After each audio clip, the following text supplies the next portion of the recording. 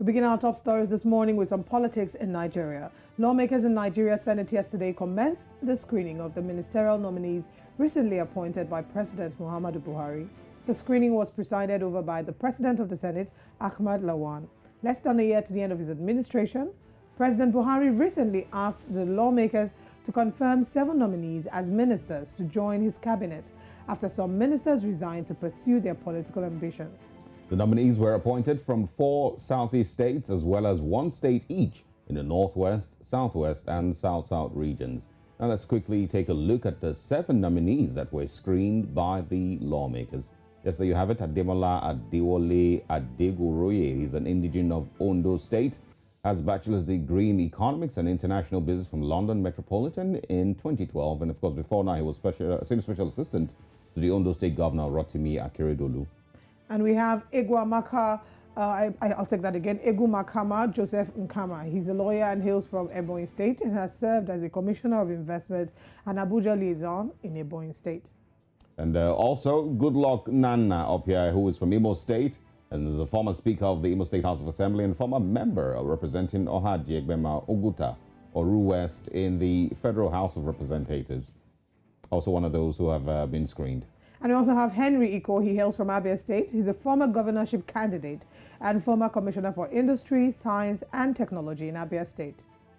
Also, we have Odum Odi, who hails from River State, politician from Abolga, and 2-time chairman Abua and Odua local government areas of River State. And of course, we have Umana Okon Umana, who is a renowned economist and politician who hails from Akwa Ibom State, has held key positions in the state and was the immediate past secretary to the Akwa Ibom State government. Pretty interesting personalities. And of course, from the north, Umar Ibrahim El Yakub, who hails from Kano State, member of the House of Representatives from 1998. Wow. In 1998, and of course from 2003 to 2007, so he's been there. And also in 2015, he was appointed as Senior Special Assistant to the President on National Assembly matters in the House of Representatives. These are of course, the new ministerial nominees that were screened by the National Assembly. We now, of course, will join our Abuja Bureau Chief, Amadi Uyi. Good morning, and thanks for joining us. Good morning. All right, Amadi, let's get into it. How did the screening go yesterday at the floor of the Senate? Well, not much was expected. Everybody expected that the nominees will pass the screening exercise.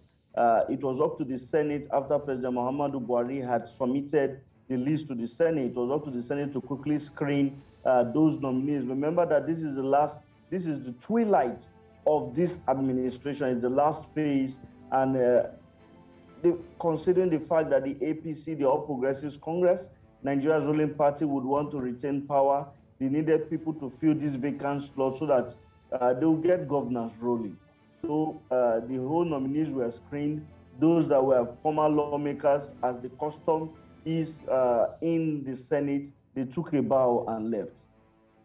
All right. We also know that, of course, the key portfolios that the president is looking to fill, those of education and transport, among others. And of course, we've been hearing about how ASU and the federal government have been at loggerheads over the years. Would you say that there is some chance that we might see a change with the introduction of the new minister?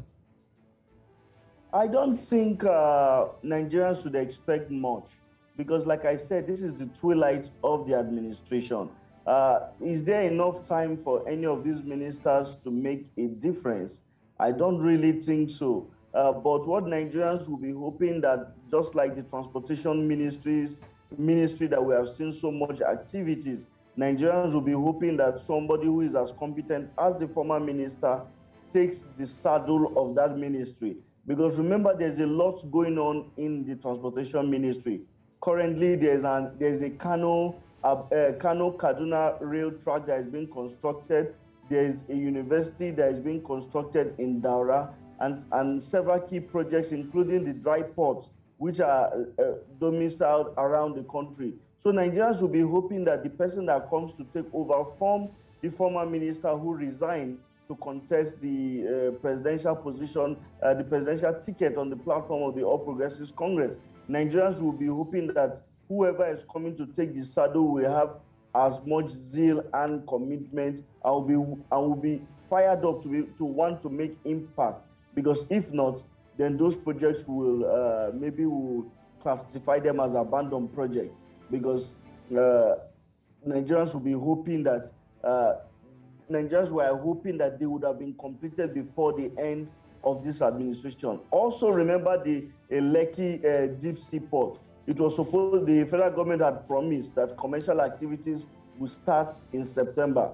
And one thing the former minister did was he was always doing inspections on the construction work going to keep the contractors on his toes. Nigerians will be hoping that whoever takes over will continue with that culture, so that the contractors will not sit down. You know, contractors have a way of delaying projects because they know that once projects are delayed, there's always a rebasing of the contracts and they get more money. All right, and let's talk about the former ministers who ran for office and had to leave their offices mandated by the president's statement and, of course, Section 84 sub 12 of the Electoral Act. How do we see that they are taking this? Do we have any idea or sense of how they're taking all of this? And I'm asking this because, of course, when we did talk about the PDP and the fact that Okowa was chosen, they did give us a united front, and there was an assumption that there was all peace and there wasn't any form of chaos in that regard. How are we seeing the former ministers taking this? And would you say that people are impressed with their portfolios, the current ministers, that is? Now, I've not had private to a lot of the former ministers, but I've had interactions with a lot of their key aides and their key supporters. Many of them expected that President Buhari would reappoint these ministers so that they will try to complete what they have started. Remember that there had been so much activities in the Science and Technology Ministry, Transportation Ministry, just like I said.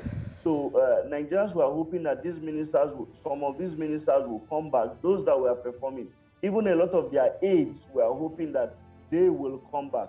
But unfortunately, President Buhari, who has the sole prerogative of choosing his ministers, thought otherwise, that he needed fresh hands.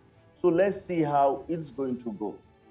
Well, we hope, that they can achieve something in the time that they have left, with the current government. And the little time. As always, there's never any argument really with, these screenings, whether they fit into those roles perfectly or not.